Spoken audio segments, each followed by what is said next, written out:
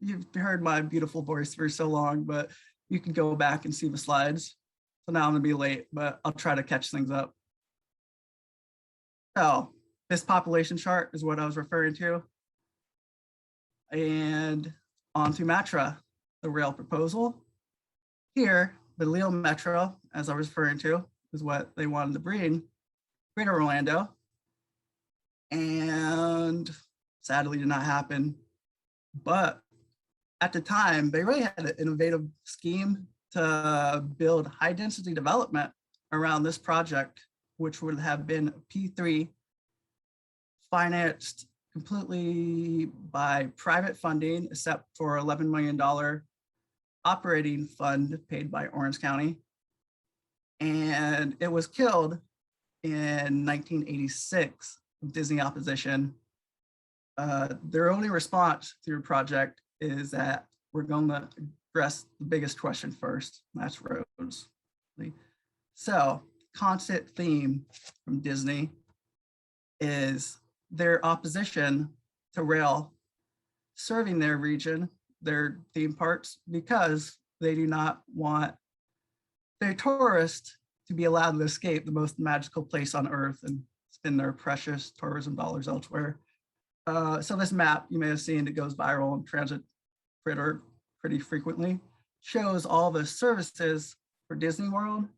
As you see, they have a vast array of services, including their iconic monorail, which pre-pandemic carried over 150 riders daily. They also have a large collection of buses with bus lanes, water ferries, and even an aerial tram system. However, local transit outside the park is very poor, hurting the vulnerable workers that rely on Lynx. The Lynx stops are in inconvenient locations, and generally they make it as hard as possible to take advantage of transit. So 1990s is when transit planning in Orlando really took off. And there's a few different projects I'm going to talk about: Orlando Streetcar, Oscar, Florida Overland Express, known as Fox, and the biggest one, Lynx Light Rail, known as Lynx Line. So Florida, aided by progressive transit-friendly FDOT, and in my opinion, our greatest governor, Lawton Chiles, old Florida cracker, really supported transit and had serious momentum. Nothing with them out at anything, as we all know. But so, start off with one of my favorite stories. The Orlando Streetcar, which had its beginnings when our mayor at the time in the 1990 convinced city council to buy this trolley from a Sarasota store. For the life of me, I cannot figure out why anyone thought it would be a good idea to have an open air trolley in Florida's heat. Regardless, I think everyone attending this conference would likely do the same in his position. Like, look at it, it's beautiful, nice trolley. So trolley from Brazil. Orlando, they spent lots of money planning for it, but it was not feasible financially. And when lack of federal funding did not materialize, they converted it to limo, which was supposedly the first BRT system in the country. Operates to this day, mostly empty because poor route planning and lack of supportive land uses. But if you ever visit Orlando, go ride the limo. Florida Overland Express was the first attempt at high-speed rail in Florida, not the last. It was modeled after the TGV, as we all know, is one of the widely regarded as one of the best high-speed rail systems in the world. The consortium to build this included Bombardier, who had exclusive rights to TGV in the United States, and Alstom themselves responsible for the TGV. It would have operated in highway medians and would have took 90 minutes to Miami and Orlando, and was scheduled to open in 2004 with the Orlando-Tampa route following in 2006. And it was canceled, obviously, and we'll get into that a little bit later.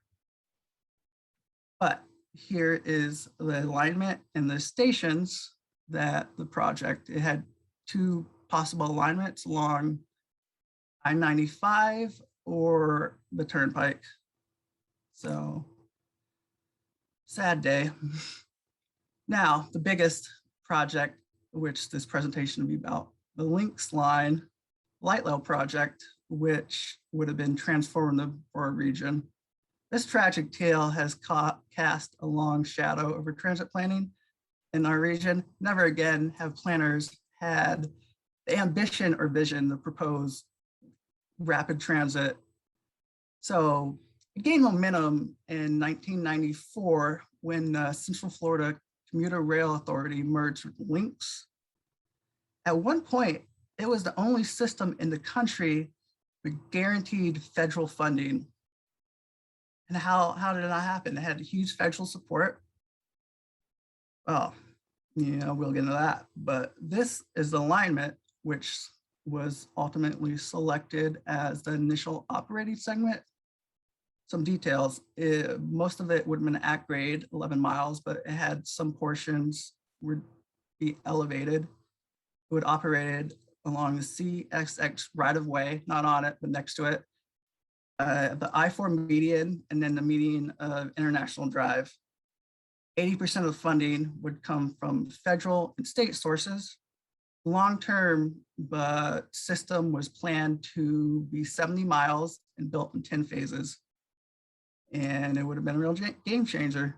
Wake up every day mad when I learned about it a decade ago that our leaders just failed to consider the future. So here is the FTA rating and project summary. As you can see, it is highly recommended and would have projected to have high ridership for obvious reasons. Orlando gets 40 million visitors a year, would serve bustling tourism areas. So you look at this, it had huge federal support. The metrics obviously meant it should have been built. Why was it not built? It was this close to being built. But who killed it? Who killed this project? Lots of parties to blame. The person who cast the deciding vote against it, this man right here, Clarence Hohenstein, who last notable news I found about him was him giving the Pledge of Allegiance at a Trump rally in 2016. Tells you all you really need to know about the man. For those not aware, most of what we consider Orlando is not actually in the city of Orlando. It is unincorporated Orange County. So the Orange County Commission has the greatest authority and power in the region. So Chairman Mel Martinez, who later went on to be Senator and Secretary of HUD under Bush, he was very critical of the project, constantly complaining about its cost to taxpayers, yada, yada, yada, typical conservative complaint. While he actually voted for the project, in my opinion, judging from his constant criticism, I think he told his boy Clarence to vote against it so he wouldn't get the backlash.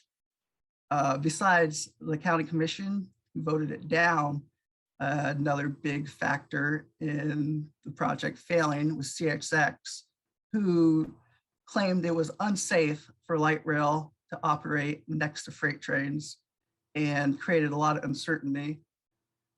Lynx tried to appease them by offering the single track project, which did not appease them. So they claimed this for safety. Really, they just wanted to be cut a check. They were a private entity, makes sense. Eventually, Lynx agreed to elevate the train, which I would prefer. I think most of us prefer elevated trains, but significantly added to the cost.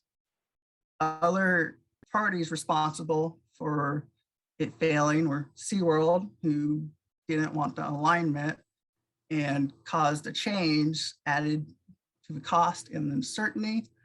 Typical NIMBYism reasons. They complained about parking and they didn't want transit there. I drive businesses, similar complaints. They didn't want to deal with the effects of construction. Also asked for an alignment change, causing adding to the cost, causing uncertainty. And then we have our suburbs of Winter Park and Maitland also complain, typical NIMBYism. They forced the northern alignment to be eliminated in the initial operating segment and generally stirred up opposition to the project.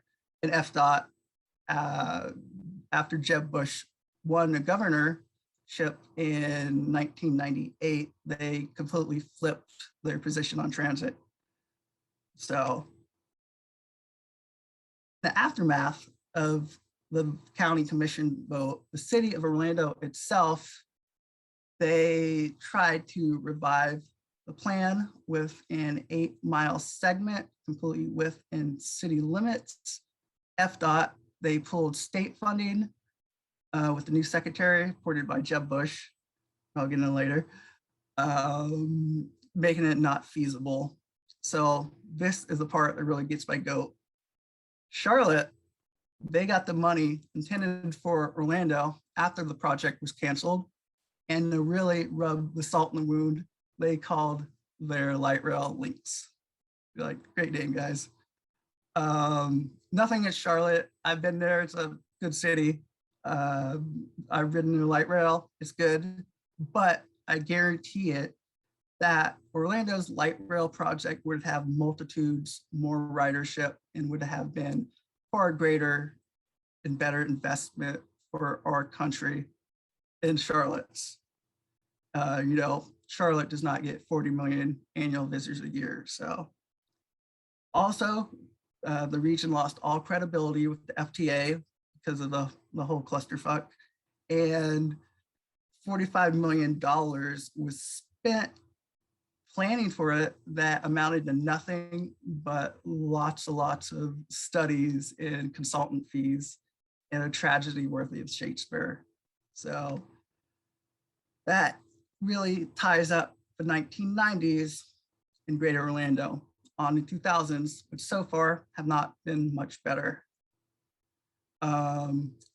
So a little bit about Jeb, who I can't directly pin the failure of light rail on him, but I ultimately believe if a more transit supportive governor was in place, it would have proceeded.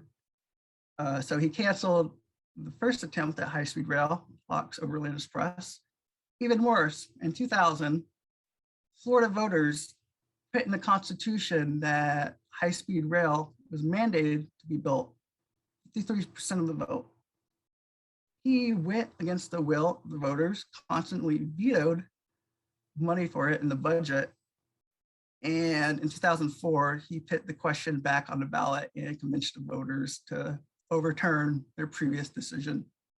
Why? I mean, obvious, in my opinion, it's the Bush's deep family ties to oil. That was the motive, but maybe he just hates progress and likes traffic. What do I know? Please clap for Jeb. Thanks, appreciate it. So on to some projects he did support. The 2000 now, I am going to talk about Sunrail, the Florida high-speed rail attempt that was also canceled, and Brightline, which it actually happened, and that is ongoing concern here in Orlando. So Sunrail story. It was planned after the failure of the light rail system as a cheaper alternative, but actually ended up costing more in the long run. Much of that cost was because of a ransom sum we paid to buy the right-of-way from CSX. They were happy they got a huge check cut to them. It was actually originally planned to use DMUs, but the company that built them, Colorado Railway, went out of business. Apparently they built terrible products. Tri-Rail in South Florida actually purchased some of them, and they're complete lemons, and they're sitting in storage unused to this day. So it converted to typical locomotive commuter rail rolling stock, sadly, because DMUs would have been much better. They originally opened in 2004 with the southern segment, opened in 2008, which added 4 more stations. Overall, there is 16 stations. And Sunrail, it is infrequent commuter rail, which, as I'm sure most of us attending this conference know, is not a great operating mode.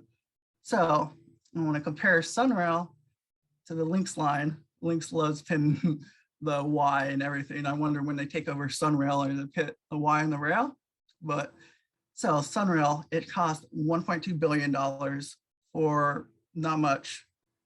The light rail was initially projected to cost 600 million, so half the cost. Likely costs would have risen, but even if it cost as much as Sunrail, per rider basis would deliver way more value.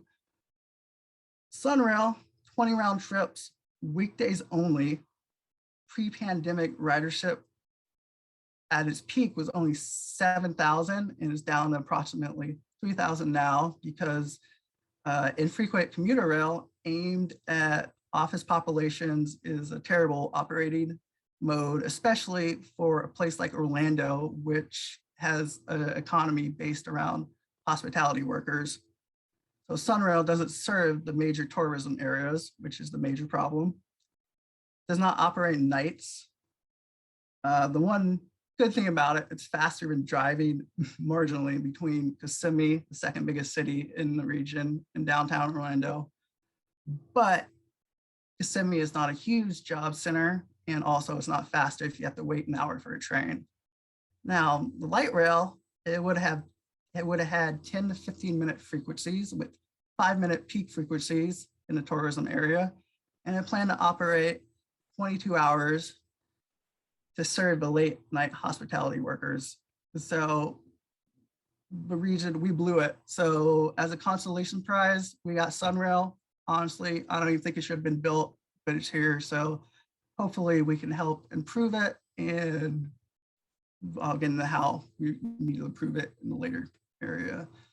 But so the Florida high-speed rail project, I think a lot of us are probably more familiar with than the other projects I talked about, also canceled by Rick Scott, one of his most infamous decisions.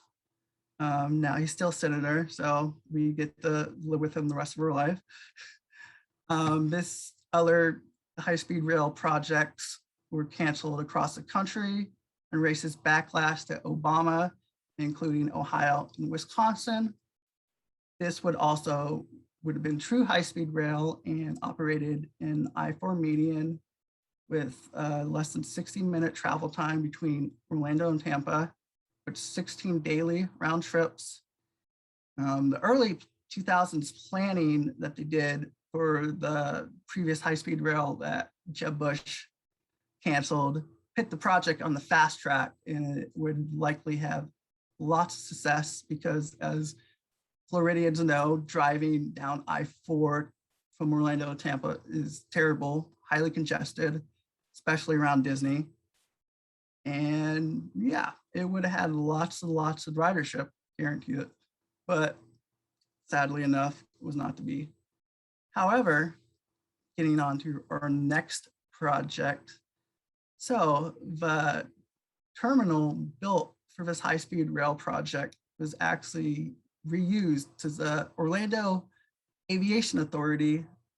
It spent too much money already building it, so they just went along and built the thing. It is open to this day. It opened in 2017, so if you're ever in Orlando, go check out this empty train station. It's one of my favorite places in Orlando. It's used as a parking garage for employees, but Brightline arrives next year, so exciting. Finally did this multi-million, like 300 million project, as you've seen here, will actually be put to use besides as a parking garage. Brightline. Brightline is very controversial in the transit world. I'm sure most of us know. This tweet, which I love, by Train Queen of YouTube, really sums up the discourse well. Very heated discourse, better than nothing. Yeah, I think so. So some of the problems with Brightline are it's not electric and it's not true high-speed rail. It will get up to 110 miles per hour in the new Greenfield segment that they're building between Cocoa and Orlando, but does not operate as true high-speed rail. It will take twice as long as the previous high-speed rail between Miami and Orlando. It'll take about 3 hours. Well, previous attempts would take 90 minutes. You know, it's not electric since it's not true high-speed rail. Through the electric diesel rolling coaches are really nice, I gotta admit. Also, it is potentially expensive with projected cost up to $100 one way. Since it's a private company, they do not serve the public interest best. They currently are involved in a whole conflict with Tri-Rail trying to get downtown, which shows a lot of concern for the future collaboration with Sunrail and other entities. Nevertheless, I've ridden it, it's great. As someone used to Amtrak's decrepit trains and terrible boarding processes, I gotta admit, I'm very excited. It has the potential to be transformative for our state here in Florida. So that really wraps up my thing. One last thing I'll talk about is the future of rail in Central Florida. So this year in Orange County, we have most likely dedicated funding for transit on the ballot, which would be transformative. Biggest problem in Orange County is the lack of dedicated funding. One reason why transit is so terrible here. But finally, we have the opportunity to transform our region to a more sustainable future. Also, if it passes, it would have the opportunity to expand Sunrail, fund more frequent service, nights, weekends. So Sunrail, they're working on a few things. The expansion to the land is underway, but if they had the funding, they want to do a bunch of more infill stations. They obviously want to reach the airport. And the most exciting thing would be potential coordination with Brightline to serve Disney and Universal finally. While it would not be rapid transit, frequencies would not be as good as the light rail. Still, rail serving those areas would be a game changer for our region. And I really hope it passes. And I am doing everything with my advocacy group to make sure this is reality. So it's exciting times here in Florida. We could really be transform and build a better, more sustainable future. And I really hope to build that. So yeah, that is my speech. I really hope everyone's learned a lot about the history of rail and the future. It's an interesting topic, in my opinion. People don't really associate Orlando with rail, but we've really had a long history of failed projects, unfortunately. So next time you come here, maybe have a second thought about how it is. And if there is any questions, first, also, I really want to thank, if everyone can still see my screen, TransitCon, of course, for putting it on. Thank you for the opportunity. Andrew Morris at Floridians for State-Funded Passenger Rail for the technical expertise. Bob O'Malley at Rail Consultants, who provided industry insight. And Lynx, whose invaluable internship provided access to the archives that provided lots of pictures and research for this project. Now, if I have time, I'll answer some questions.